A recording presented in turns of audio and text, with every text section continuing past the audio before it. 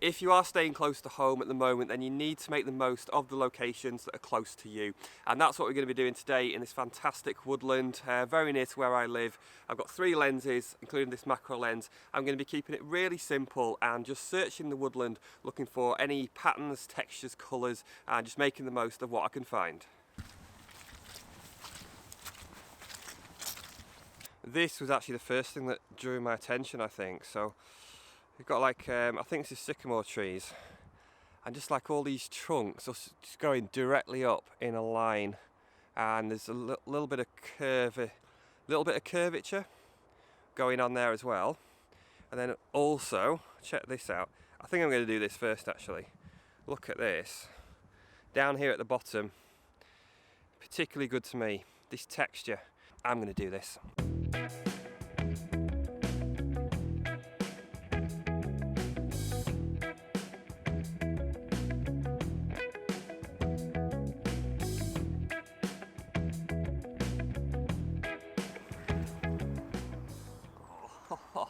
Oh, I'm loving this. That looks amazing. If I literally just shot this, nailed it, if I took this and went home now, I'd be happy. Because this for me is an absolutely fantastic picture. So what we've got a mixture of textures again. It looks like wrinkled. It's looked like the trees got wrinkled. And then we've got like the circular knots, is that what it's called? And then we've got kind of a sprinkling of moss coming in there as well. So we've got sort of three different colours in there and different textures as well. It's a lovely contrast. For these types of shots, it's really important that you get the camera parallel to what you're photographing, and sometimes it can take ages to get the camera in position and to get that. But here it's quite interesting. I've just set the tripod at a comfortable position and it's almost absolutely bang on perfect already. The back of the camera is almost perfectly parallel to this part of the tree bark that I'm photographing. I've just adjusted it slightly just to make it as parallel as I can, and it's absolutely bang on. So really nice and flat, which will help with the depth of field. I'm shooting f11. F11 will give me enough depth of field and just really keep the quality, maximum quality on this lens. ISO 100, because everything's still. Why not use the lowest ISO again to get maximum quality? And then the third parameter, all you need to worry about is the shutter speed to balance it, and it is, what's that, half a second? Yeah, it's half a second. Perfect. I do often use live view for these kinds of shots, so I'm using it at the moment, but mainly just as an alternative to mirror lockup. I'm finding with this that it's pretty easy to focus, so I'm just doing it looking through the viewfinder, and what I'm doing, I'm just kind of tweaking the focus. So I'm tweaking the focus to see how it affects everything in the frame, because there are bits that are slightly forward, slightly back, so I'm just tweaking the focus a bit to see how much difference it makes, and it's not making too much difference. And then I'm focusing where the ring just meets this moss, kind of got these lines, and I'm focusing on that.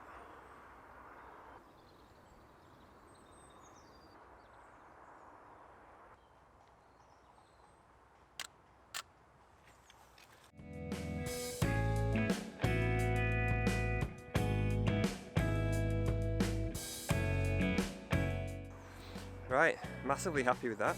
Let's see what we can find next.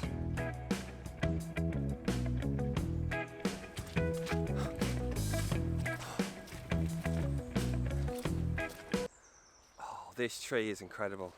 This tree is absolute gold. Like I was talking about earlier, it's just got the most amazing twisted branches sort of coming in at all angles and all covered in moss as well. And this is made for fog. So if I get a foggy day, which I'm sure I will at some point, hopefully in the winter still, if I get a foggy day, then I'm going to come into this woodland, and this is one of the trees that I would definitely be looking to photograph. Looking at this tree today, I don't think I would really photograph it because I don't think there's enough variety of light. I don't think it's going to stand out. However, there is like a puddle, a big puddle in front of it, because it's been so wet lately, lots of flooding, and it's reflecting into that puddle. There's a few of the branches are reflecting into there really nicely, so I might have a go at that.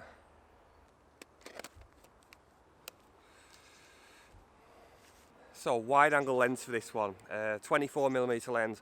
Why wide angle? Well, why wide? Why wide? To get the reflection in, it's just the only way to do it. So I could use a standard 50mm lens and probably take a shot as well. but it's going to kind of compress everything and it wouldn't allow me to get the reflections. So the only way to get the reflections in and the tree, which is what's in my mind, is to use a very wide lens, and then the idea is I'm going to try and get in fairly close, just to try and exaggerate those lines, but with wide angle lens I'll still be able to get enough of everything in the frame of what I want. I try to be really careful about my composition when I'm using a wide angle lens. Any slight difference, you move a foot to the left, a foot to the right, maybe slightly forward, slightly back. With a wide angle lens, it can actually make quite a big difference to how your image looks. So I'm really taking care over this and making sure that I know exactly where I'm going to stand.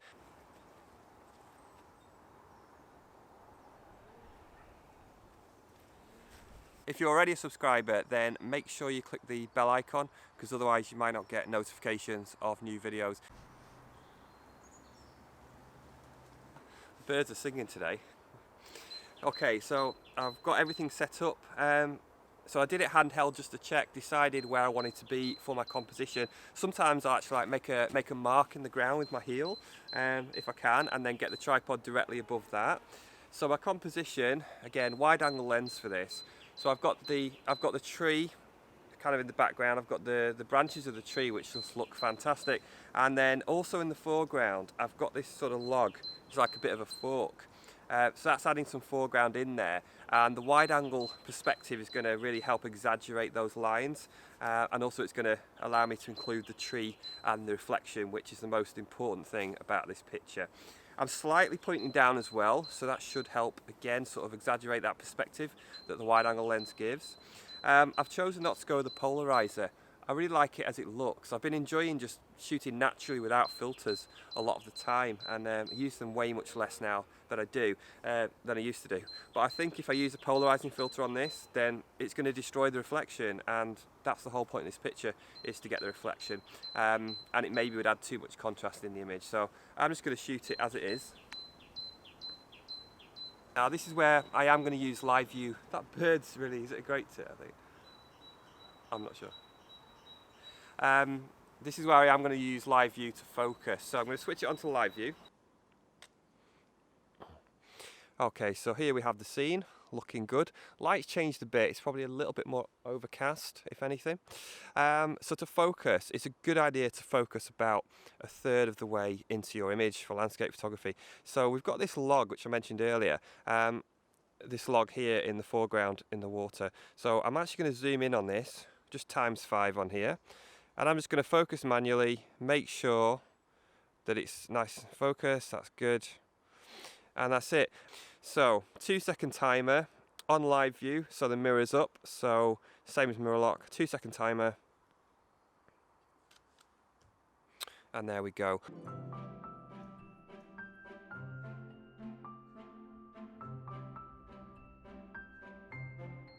The really annoying thing about this is this tree here on the left, which is not part of the main tree. So we've got these lovely twisted branches, and then this tree here, which is just a different shape, which is kind of ruining it, just straight up.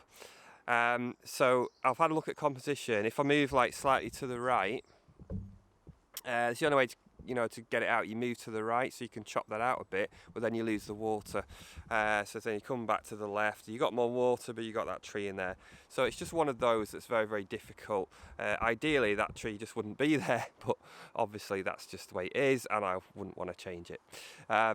So all I can really do is shoot it as it is with that tree, or I could crop it slightly to a narrower. So the vertical shot I've taken, I could crop it to a narrower version and maybe exclude that tree, but we'll see.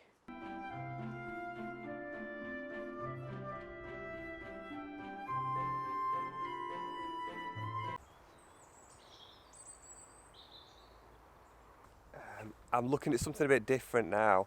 I'm absolutely loving these reflections. So I'm looking like right down, directly down at these reflections through the water, reflections of the trees.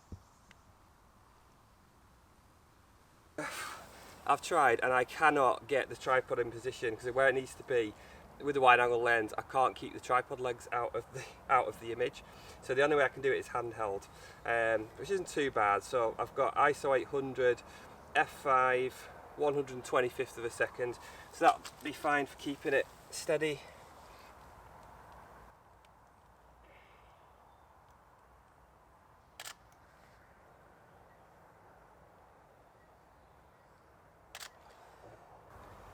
different. Very different.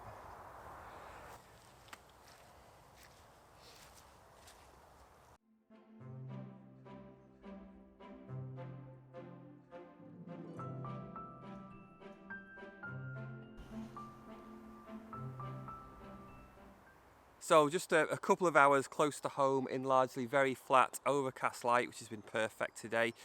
Really enjoyed it. I hope you've enjoyed the images and me talking you through it as well.